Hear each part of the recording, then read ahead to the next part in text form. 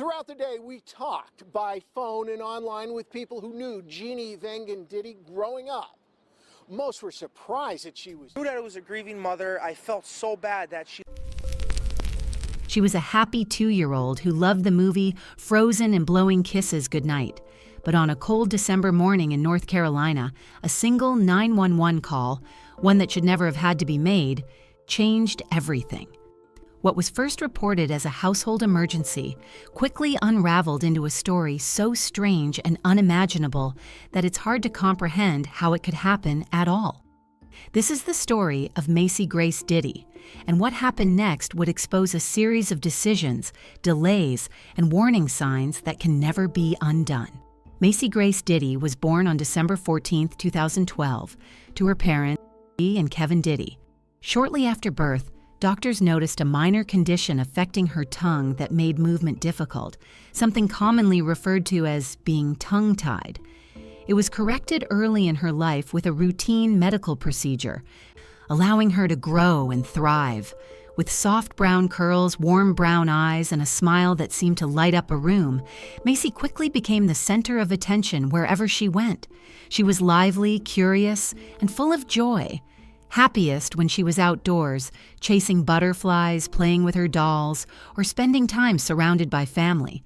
Her great-aunt, Shelley Smith, lovingly called her Mixie Trixie Fairy Pixie, a nickname that reflected the gentle, playful spirit everyone remembered. Macy enjoyed swimming, adored the movie Frozen, and had a special fondness for her aunt's dog, Bourbon. Short home videos captured moments that felt ordinary at the time, but later became deeply meaningful. In one clip, Macy animatedly scolded her uncle in baby talk, her tiny hands moving with determination, as if she had something important to say.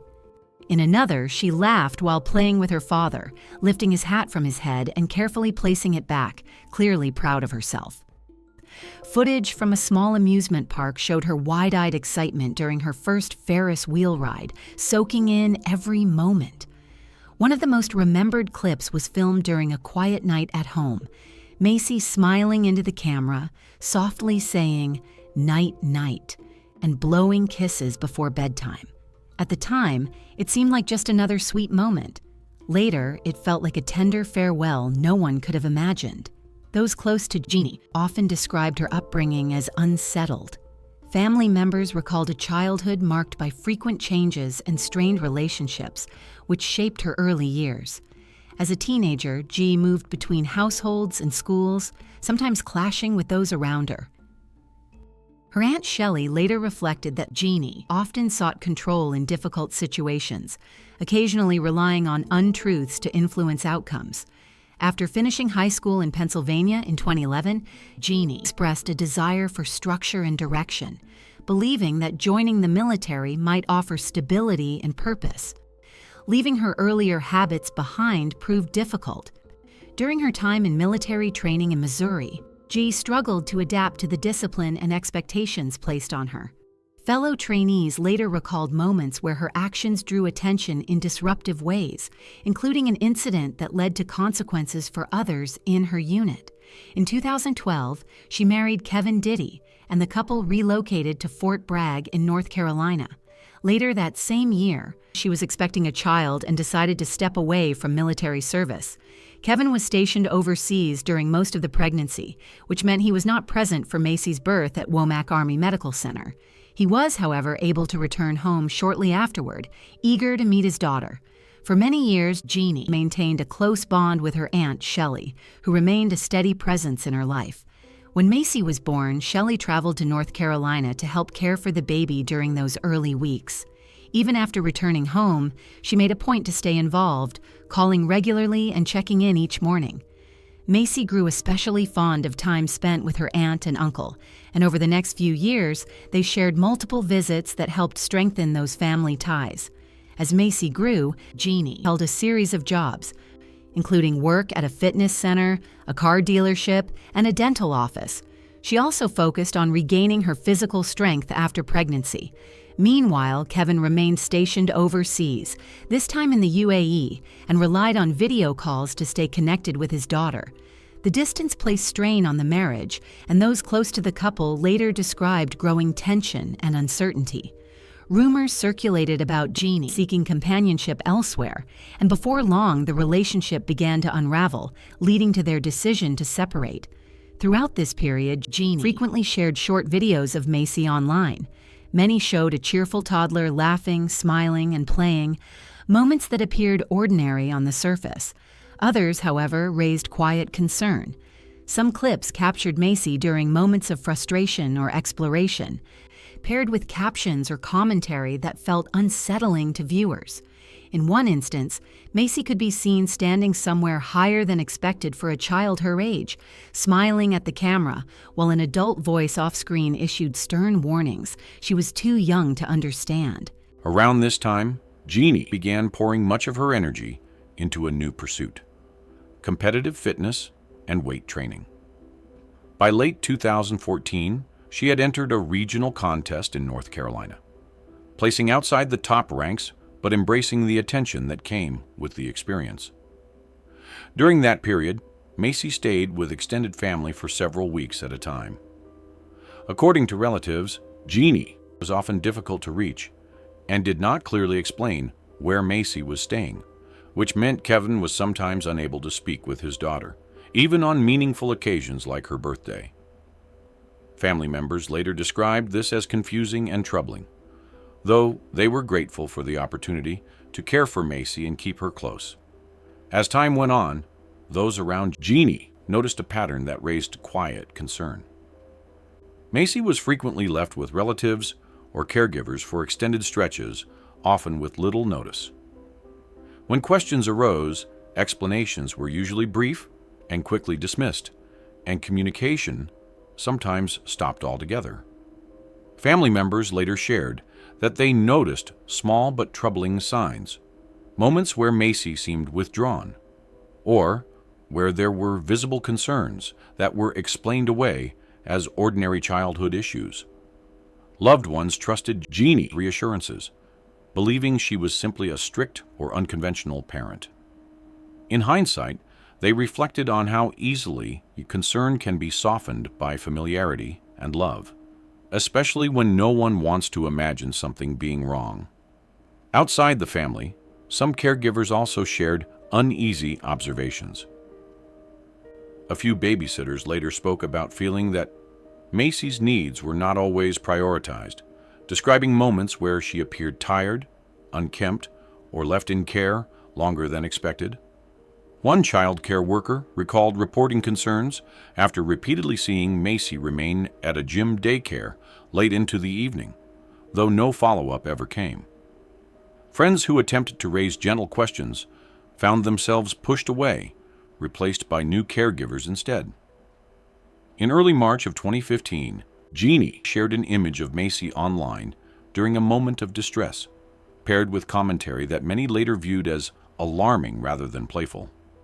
While no immediate action followed, posts like these would later be re-examined as part of a growing record, moments that, taken together, suggested a child navigating an environment that may not have consistently met her emotional and developmental needs. By this point, Kevin and Jeanie were living separate lives, though Jeanie often described herself as navigating motherhood on her own. Kevin remained stationed overseas, which left long stretches where she was the primary caregiver. During that period, Jeanie became involved with Zachary Kiefer, a man significantly older than her, who had an established military and medical background. Zach had served for more than a decade in the Army as a senior medical specialist and also worked in emergency response while running a personal training business connected to the competitive fitness world. Although the exact timeline of their relationship was unclear, by early 2015 he had become a regular presence in his life, despite unresolved commitments in his own. In the spring of that year, Jeanie returned to military service and was assigned to a unit at Fort Bragg. She and Macy were living in an apartment complex just minutes from the base, adjusting once again to a demanding schedule. Friends and family later reflected on how much change surrounded Macy during this time, shifting routines, new responsibilities, and the growing influence of people outside her immediate family. Still, Macy remained at the center of attention in photos and messages shared online, often described as cheerful and affectionate. Toward the end of November, messages sent during those days reflected mounting stress and exhaustion, with references to frequent diaper changes and concerns about her daughter not feeling well. The following day, Jai took Macy to be evaluated by a pediatrician at Womack Army Medical Center. During the appointment, the doctor noted no visible concerns and described her as interactive and alert, aside from digestive discomfort. At the time, there was nothing to indicate that this visit marked the beginning of a far more serious and tragic chain of events. Later that day, Jeanie continued exchanging messages with Zach, describing how overwhelmed she felt as the hours passed. She mentioned feeling physically unwell herself and expressed frustration with the ongoing care demands, noting that Macy was still not feeling better and needed frequent attention. In later statements to authorities, however, Jeanie described the evening very differently, saying Macy went to bed early, slept through the night, briefly woke the next morning, ate a banana, and then returned to sleep. Zach would later say that none of the messages sent that evening were received on his phone, and that the next contact came the following morning when Jai asked him to come check on the child. As investigators would later uncover, Jeanie offered multiple versions of what happened during the morning hours of December 2nd. Her account shifted depending on the situation and the person she was speaking with. In one of her earliest explanations, she said she contacted Zach shortly before 10 a.m. because Macy appeared unwell and she wanted him to assess her condition. After Zach arrived at the apartment, he later shared that he noticed unusual sounds coming from Macy's room. When he went to check on her, he became concerned by her condition and recognized signs that required immediate attention. Drawing on his medical training, he quickly told Jeanie to contact emergency services. The 911 call that followed would later become a central point in the investigation. Jeanie's voice was calm, but emotionally distant, and the dispatcher had to repeatedly prompt her for essential details. Nearly a full minute passed before the seriousness of the situation was clearly communicated. Jeanie told the operator that her daughter had been unwell for several days and was resting under medical guidance, but was no longer responding when her name was called. A short time later, emergency responders arrived and took over care. They immediately recognized that Macy needed urgent medical attention and transported her to Cape Fear Valley Medical Center. Doctors worked quickly to support her condition and determine what had gone wrong. As the medical team continued their evaluation, it became clear this was not a routine illness. The circumstances raised serious concern among staff, prompting further action. To ensure she received the highest level of care, arrangements were made for Macy to be transferred to UNC Hospital in Chapel Hill, where she remained under close medical supervision. Almost immediately, inconsistencies began to surface in the accounts Jeanie and Zach were giving. Details didn't line up in ways that were difficult to explain. What they described about that morning didn't match what medical staff observed when Macy arrived for care. Small but important details, her clothing, her appearance, the timing of events, raised quiet but serious questions. To those assessing the situation, it became increasingly clear that the explanation being offered did not fully account for what they were seeing. Jeanie contacted her Aunt Shelley and asked her to come to the hospital. When Shelley arrived, she was surprised to be met in the lobby rather than taken directly to Macy. Staff limited Jeanie access, and investigators were already present, though Shelley did not yet understand the reason. That changed the moment she entered the room. Shelley later said the sight stopped her completely. As Shelley stood there, the contrast between who Macy had been and what she was seeing was devastating. She searched for answers, asked Jeanie to explain what had happened. Jeanie avoided eye contact and offered little response. Shelley later reflected that she felt she had lost two people that day, the child she loved, and the version of Jeanie she thought she knew.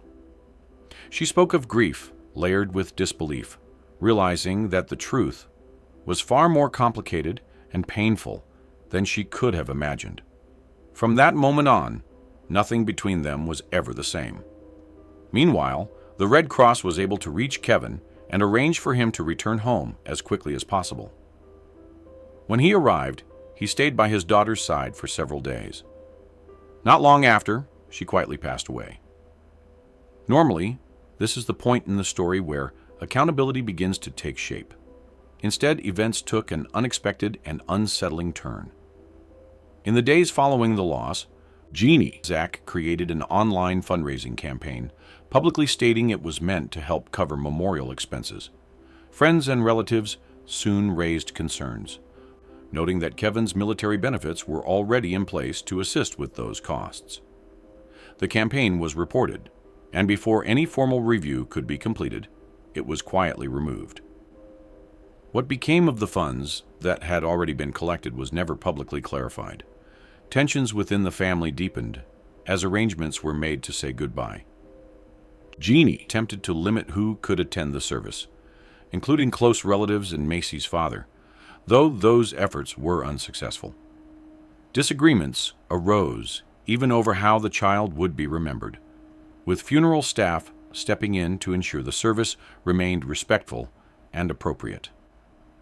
When the day came, emotions were already strained. Jeanie arrived well after the service was scheduled to begin, further complicating an already painful moment. Despite these challenges, the family came together to honor Macy in a gentle and loving way. A memorial service was held at the John F. Kennedy Memorial Chapel at Fort Bragg, where those who loved her focused on the joy she brought into their lives. As investigators continued their work, authorities spoke with several people connected to the case, including Zach, Jeanie, Kevin, and others close to them. Around this time, serious allegations surfaced involving Zach and a separate domestic incident, leading to his arrest on multiple charges related to unlawful restraint and interference with emergency communication. He was later released on bond. Not long after, he separated from his wife and eventually moved into a nearby apartment with Jai, remaining within the same complex where Macy had once lived. In the months that followed, signs of unresolved grief and troubling behavior continued to draw attention. Jeanie sold many of Macy's belongings, explaining that seeing them was too painful. In early 2016, she participated in a controversial photo project intended to memorialize loved ones who had passed away. The images, created through digital editing, depicted Macy alongside her mother in symbolic scenes meant to convey remembrance. When shared publicly, the photos sparked widespread reaction, leaving many unsettled by the contrast between the imagery and the unanswered questions that still surrounded the case. Not long after the images were shared, the photographer involved came to understand the wider context surrounding the case. Disturbed by what he later learned, he contacted investigators himself. He explained that he felt deeply misled, realizing the images were not created simply for private remembrance, but had instead been used publicly in a way that shaped perception. Macy's family reacted with anger and heartbreak when they saw the photographs. To them, the images felt profoundly out of place, intensifying their grief rather than honoring. As the images spread, media outlets began to take notice, and public awareness grew that investigators were actively examining the circumstances surrounding Macy's passing. What had been intended to present one narrative instead raised more questions and deepened public concern. On March 23, 2016, investigators reached a significant point when the medical examiner finalized their findings. The report determined that Macy's passing was not the result of natural circumstances, prompting authorities to move forward. Legal steps followed soon after. Jeanie was taken into custody the next day, and Zach returned to face questioning shortly thereafter. Both were formally charged in the case, as prosecutors stated their commitment to accountability for a young life that ended far too soon. As the inquiry continued, discrepancies became more noticeable. He shared several different explanations over time, with details changing as the process unfolded. When investigators reviewed records and timelines, some accounts did not align consistently. Similar variations were also shared with people close to her, raising further concerns about the accuracy of these statements. During the investigation, both individuals were asked to take part in additional review procedures. While certain elements of these steps were not used in court, they helped guide investigators as the case developed. Throughout this period, Zach maintained a steady account, explaining that he arrived only to offer assistance. In early 2018, the legal process surrounding Macy's case reached a new phase.